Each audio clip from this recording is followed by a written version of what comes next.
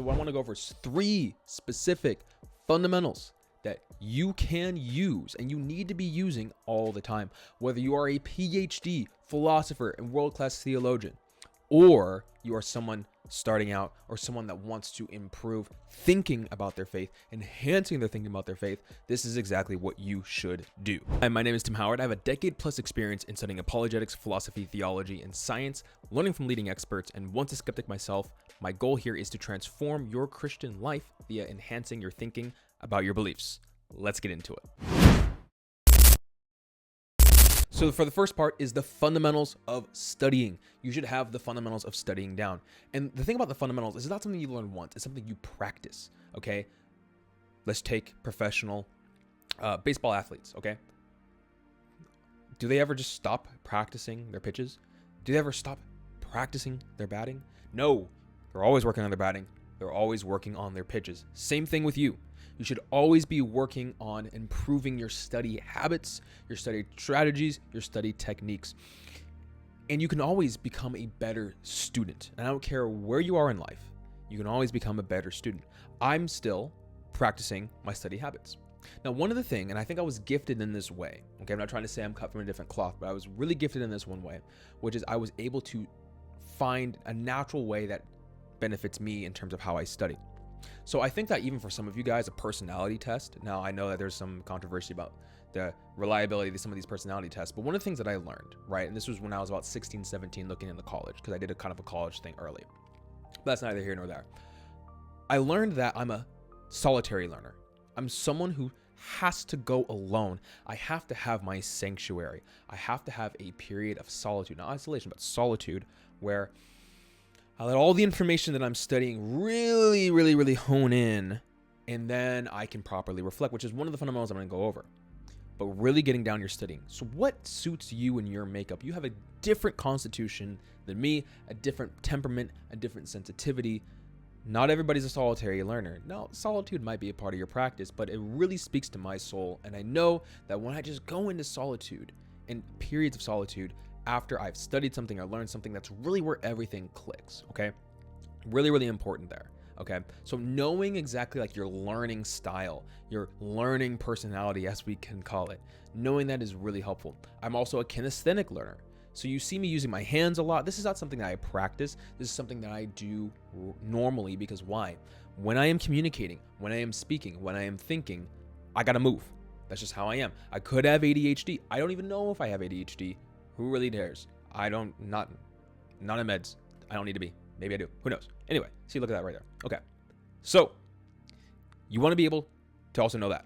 I'm a kinesthetic learner. A lot of people are radical visual learners, right? So they need things diagrammed. They need things written out. You need a mind map. If you need a mind map, make a mind map. Okay? Do that for yourself. All right? And so figuring out these things are just ways you can supplement aiding yourself in practicing one of the fundamentals, which is going to be how you study. And so one of the things that I do when I study, right, is if first I choose a topic, okay? So if it's a particular topic, let's say that I am studying, I don't know, some ethics, right? I want to know, okay, where do I land? Do I like virtue ethics? Do I like deontology? Or do I like utilitarianism, like some kind of consequentialism? Where do I land? What do I vibe with, right? What's the first thing I do? Well, a lot of you guys don't even have a plan. You're like, I'm going to follow this person who talks about ethics. I'm going to listen to this podcast about ethics, and I might talk to some friends. And a lot of you do this one weird thing where you do this lone wolf thing where you try to figure it out by yourself, and you're hoping that maybe through spiritual revelation, you'll just receive an input of enlightened information about what you're learning. It just doesn't work like that. I'm just going to tell you right now. It literally doesn't work like that. So the first thing I do is I know what I want to study. Virtue ethics, am I consequentialist? Or is it deontology? Okay, now that I know the 3 main views, right, what am I going to go do to get the studying done, to know where I land, to know how to seek this out? Well, the first thing I do is I try to find like the best material to read on this subject. And notice what I'm doing. I don't go immediately to media like YouTube. I don't go immediately to like Instagram, TikTok, or something like, what's it called? Like forums or things like that. The first thing I do is, maybe is there a specialist who can really represent the view in just very clear detail that I can trust, right? who's maybe an expert in this field or very highly knowledgeable in this field, and can I read what they say? Okay. So I'm going to do that for every single view that I'm looking into. And I collect these things. And what I do is I just engage with the text as how I feel. Now, this part right here, there's some optional factors here. But one of the things I do is I look through the table of contents and I go, okay, like some of these contents, they describe certain aspects of really what I want to know. And I already kind of have an idea of like what about the ethics that I'm wanting to study, like in this example, what I really want from them. And so I have an idea of like, what table of content pieces are going to point out to me.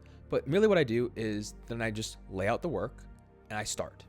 I really just start and I'm reading. But one of the things that I'm doing when I'm reading is I'm really paying attention to the aha moments or the perspective shifts that might take place in what I am studying. Okay. And so I'm going, okay, these are things I've never might have heard before, but I never annotate the documents. What I do instead is if I feel like I've done a certain sufficient amount of reading, and there's really no like royal road to when you stop reading, but I'll stop reading. And then what I'll do, right, is I might either call up a friend or I might go away in, like I said, in the solitude, and I might think about it a little bit more. I might let it ruminate. Then I contemplate. Right. And I try to see exactly, does this connect to anything that I've actually learned before? Does this connect to maybe some knowledge that I've already had previously? The big part, and this is a very underrated thing, which is I have a lot of friends, and you need to get better friends if this is not the case. I have friends who are knowledgeable as well. And I go, maybe I can pick their mind. Not necessarily do they need to be knowledgeable in ethics, but picking their mind in terms of what they know, just how they think. Everyone kind of has a different thought process. I'm like, maybe my thought process is missing something. And so what I'll do is I'll run my thoughts by them going, hey, listen, this is openly what I am thinking. And then I'm open to feedback. Hey, Tim, you might be thinking a little bit more down this direction and you are, avoiding this one thing over here. I need you to lift that up and make it a little bit more equal. And I love doing that. So I have friends that I can bring these things to.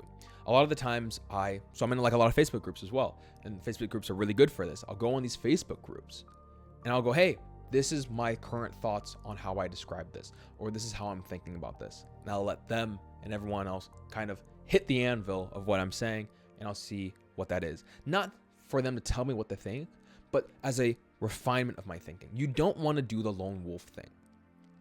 And then what I do, and this is really important, right? Which is, and it sucks to say because we are in this scrolling algorithmic kind of society now when it comes to social media, where we have not necessarily even low attention spans, but low get to the point spans, as I've heard it put. And a lot of the times you just need to do the slog of reading through a book. So if I pick up a book here, right, I know that I want to read 15 to 30 pages a day of it. And just getting the rips in really helps. And so one of the things that I do in my studying is I know that I got to get through the book eventually. And that's going to give me familiarize with the lay of the land of the book. But what I do is I implement a reread strategy where I know I'm going to go back into the book. I know I'm going to go back into the work. And then once I have my mind decluttered, because sometimes when you read a brand new book or you're reading a brand new subject, there's so much information. It can be information overload. But what I do is to avoid the information overload is I will just read and maybe even skim the whole thing. And I go, okay, I kind of know what's going on here. Then I go back from the beginning and then I can go chapter by chapter. Then I can go sentence by sentence. And eventually I cover the full thing. Rereading though, every book, especially if it's going to give you knowledge. So we're talking about the nonfiction realm. Reread value galore. Okay, you want to be rereading your information. You want to be rereading your books. This is going to go through even papers or essays on things that you can just download and find online. This is what you want to be doing because ultimately this is going to, after all these iterations, right, of reading, you're really going to start to see themes. You're going to see common patterns. You're going to be able to anticipate things you've already read. And then what's going to happen is you are going to get those aha moments. You are going to get those enlightenment moments where you go, oh, okay, I see. This is actually what that means. I thought it meant this before, but this is what it means now. And I have a clearer, more clarified, and a higher quality lens understanding, a higher resolution understanding is what I'm going for there, of what I am studying. So a big part of it, right, is knowing the topic you're going to study, finding the right resources for what you are going to study, sitting down, familiarizing yourself with the work and rereading, and then checking your thinking against other people, which brings me into the second fundamental, which you should be paying attention to. That is simply the fundamental of making proper inferences. You would be surprised about how many people, and the majority of people living on the planet, don't actually know what a inference rule is, or even what the word inference means. An inference, put simply, is just a process of reasoning. Okay? You're reasoning to a conclusion. Okay, so if you have a conclusion, let's say God exists, right? Okay, well, that's a conclusion, but do I have anything that supports that conclusion? Okay, so me being able to articulate the support for the conclusion that God exists, that's an inference, right? Okay, well, now that we have an inference in place, there's actual rules of actually how to make these inferences, and a lot of people don't know what the 8 main rules of valid inference are. Well, what's a valid inference, right? Well, it's not an invalid inference, right? It means it's following the rules of right reasoning. It's consistent with the rules of right reasoning. And we have rules that we can form ourselves to actually reason rightly, right? And so you want to be able to really situate yourself with proper inferences. And these are things that you can work on. Like, how many times, can I, without having to check back and check my work, right? Can I become like second nature, being able to make these inferences for any position that I ever be able to offer for? Can I know, right, without having to check, like I just said, in my mind, like what the conjunction or disjunction inference rule is? And these things are really helpful. You might be thinking, okay, Tim, but is it really necessary to know all the inference rules to make your arguments? Well, let me ask you, right? It depends. Do you want to be a good thinker? How far does your desire to think well? How far does your desire to use your mind well, right? And thus actually be able to worship God with your mind, the fullness that reason can offer. Are you fine with just kind of settling for an arbitrary stopping point? Or do you really want to get competent at this? So then it's in your best interest to be able to familiarize yourself with these rules. Okay? So, and we're making inferences all the time, whether you're doing it consciously or subconsciously.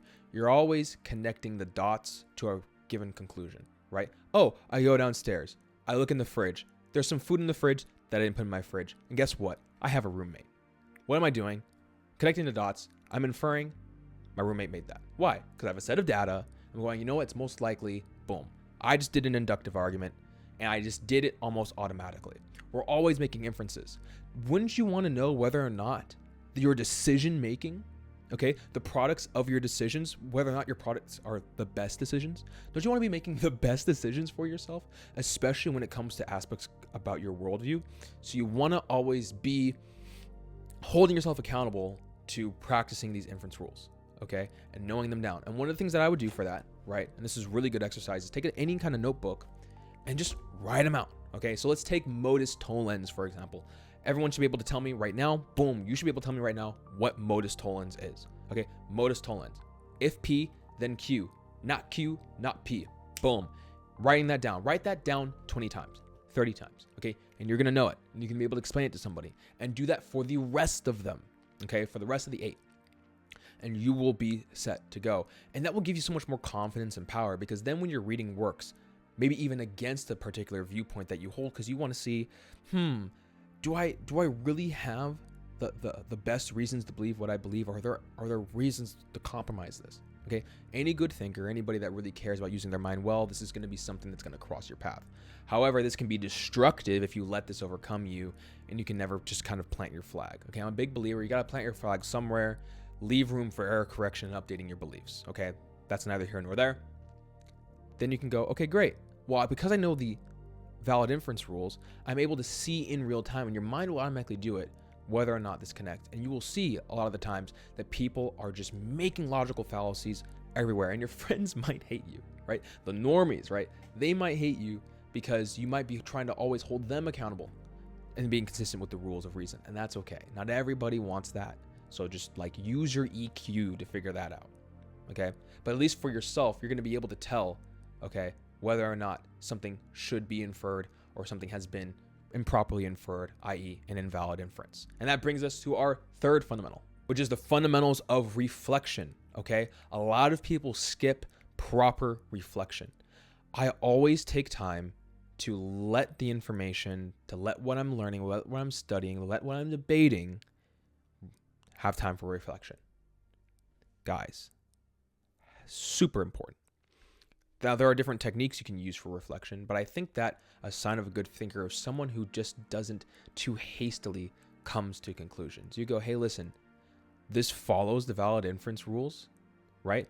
I seem to be justified in believing this thing, but I want to really reflect on how I've been thinking about these things. And you go away and you allow that to happen. One of the main ways that I like doing this, and it's actually shout out to the philosopher Joshua Rasmussen, I actually heard this from him, so great minds think alike, is I go on walks, man. I go on runs. I go and move my body. Whether you're someone who likes to go to the gym, I like to go to the gym. I like to go on jogs, right? I like to go on walks. I like to move. I will then get up from my study space. If you have a dedicated study space, this works for you. If you don't, that's perfectly fine. In this example, I have a dedicated study space, and I'll get up and I will reflect. And I will ruminate on the things that I've been thinking about, either through some kind of exercise or movement. Now, I know I already said I'm a kinesthetic learner. And this doesn't just go for people who are primarily kinesthetic learners. This just goes in general. That blood flow to the brain is so helpful and so good. And what's also helpful is to collaborate with other people. Hey, listen, this is what I've been thinking. These are my thoughts about a position. I've had so many times where I've called up people I trust and I go, I feel very convinced by this. And I think that I can back up what I'm convinced by, but I want to see what you think and if you can find any holes, okay? And find people who have your best interest in mind to do that, not people who just want to shoot down things. I run into a lot of people who just try to find any pinhole to squeeze through to escape a conclusion, and that's not necessarily what you need. You just need to see whether or not you followed the steps of reason, and using all the tools of reason, more videos on all these tools of reason, all the frameworks of reasoning, and to see if you're employing them correctly and utilizing them correctly. And your process of reflection is really going to solidify whether you've carefully attended to investigating whatever it is, right? So if you have a current doubt, right, not just some uncertainty, but a current doubt about the Christian worldview or the Christian faith, okay, maybe what you need is some better, proper reflection and talking to people who might be able to speak into your situation in ways that you can't speak into your own right now. Reflection is a huge thing. And what I do every time I read something is I don't just read it and then borrow what the person said. What I do is I reflect. I go, okay, this person said that. Now, how does Tim Howard think about it? How would I conceive of it in my mind? And that's exactly what I do in that. If you master these 3 fundamentals and you are continually practicing them, I will tell you, by having proper study habits and mastering the art of studying, knowing how to make proper inferences, and being able to reflect. If you do all those 3 things, you will be set. And that's almost going to take care of everything that you need. And so you can let the journey of being able to reason through these things just take care of itself. That is the process. We've always heard the cliche, trust the process, and that's exactly the process right there. Okay? Studying, proper inferences, and proper reflection. Master those things. You'll be well on your way, and you won't need to rely on so many other people to tell you how to think, but you already know how to think. Master those 3 fundamentals, and that'll be you.